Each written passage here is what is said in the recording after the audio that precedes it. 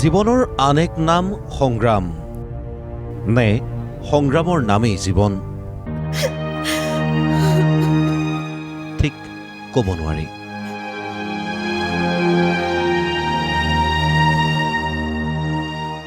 এইগৰাকী 10 বছৰীয়া কণমানি জীয়ৰীৰ জন্মগতভাৱেই হৃদযন্ত্ৰত আছিল ছিদ্ৰ।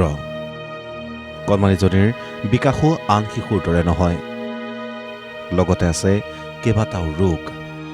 তাকে লৈ জীৱনৰ যুঁজখন আগবাঢ়িছিলহে, কিন্তু 4 বছৰ পূৰ্বে ঢুকাইছিল স্বামী।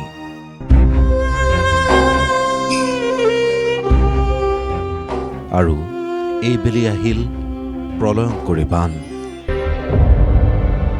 বানে তছনছ কৰি থৈ গ'ল ঘৰখন।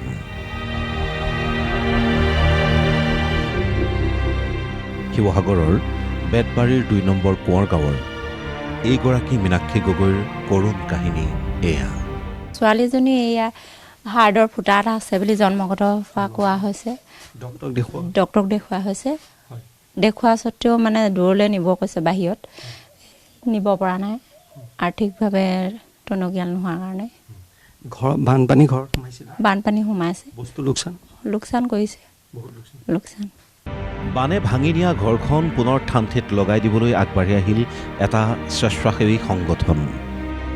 ঘৰ দুৱাৰবোৰ কোনোমতে থাকিব পৰা হ'ল, কিন্তু কণমানিজনীৰ চিকিৎসা কি হ'ব? মানুহগৰাকীৰ মৰ্মবেদনা বুজি সংগঠনটোৱে নিজেই সহায় কৰাৰ লগতে সহায় লৈছে আনৰো।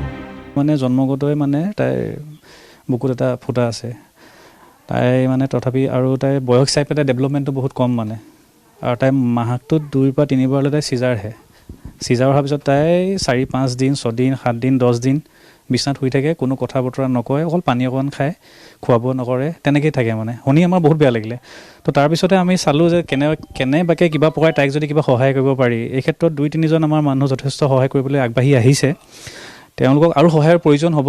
মানে তাই অকল বুকুত ফুটাটোৱে নহয়, তাৰ লগত আৰু 2টা বেমাৰ তাই মানে আৰু আছে মানে। এইটো আমি ৰিপৰ্টখিনি এওঁলোকৰ পৰা লৈ পেলাই যেতিয়া ডক্টৰৰ ওচৰত কনচাল্ট কৰিছিলোঁ, তেওঁলোকে ক'লে তো ষ্টেপ বাই ষ্টেপে কিয়ৰ হ'ব। বৰ্তমান তাই আমি ফুটাটো বন্ধ কৰিবৰ কাৰণে বা তাৰ কাৰণে যি চাৰ্জাৰী দৰকাৰ সেইখিনি কৰিবলৈ এতিয়া চেষ্টা কৰি আছোঁ। 2-এজন হৃদয়শীল ব্যক্তিয়ে আমাৰ এই ক্ষেত্ৰত সহায় কৰিবলৈ আগবাঢ়ি আহিছে। এতিয়া চাওঁ আমি কি হয়। বাকী ৰাইজলৈও অনুৰোধ, আপোনালোকে যেনেকৈ যি পাৰে তেওঁলোকক সহায় কৰক। মুখ্যমন্ত্ৰীলৈও অনুৰোধ জনাইছে স্থানীয় লোকসকলে। মুখ্যমন্ত্ৰী হিমন্ত বিশ্ব শৰ্মা ছাৰলৈ এটাই অনুৰোধ, যাতে এই পৰিয়ালটোলৈ অকণমান চকু মেলি চাওক। আৰু জানেই বানে আপোনাকতো চবকে তছনছ কৰি গৈছে। তেওঁলোকৰ বিশেষকৈ ইনকম কৰা মানুহজনৰ নাই মানে। তেওঁৰ হাজবেণ্ড এক্সপায়াৰ হৈ গ'ল, আজি 4 বছৰমান হৈ গ'ল। আৰু বিশেষকৈ ছোৱালীজনীও আপোনাৰ হৈ গ'ল এতিয়ালৈকে 10-12 বছৰ ওপৰ হ'ল। এবাৰ হৈছে, একজেক্টটো মই ক'ব নোৱাৰিছোঁ, কিন্তু তেওঁলোকৰ ডেভেলপ হোৱা নাই।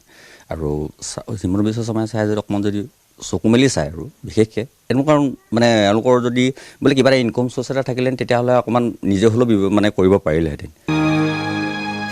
সঁচাকৈ বানে এই ঘৰবোৰ ধুই নিয়াৰ দৰেই যদি ধুই নিলেহেঁতেন দুখবোৰো। শিৱসাগৰৰ পৰা ভিডিঅ' জাৰ্নেলিষ্ট মুস্তাকৰ সহযোগত মোজাক্কিৰ আহমেদৰ ৰিপৰ্ট, প্ৰতিদিন টাইম।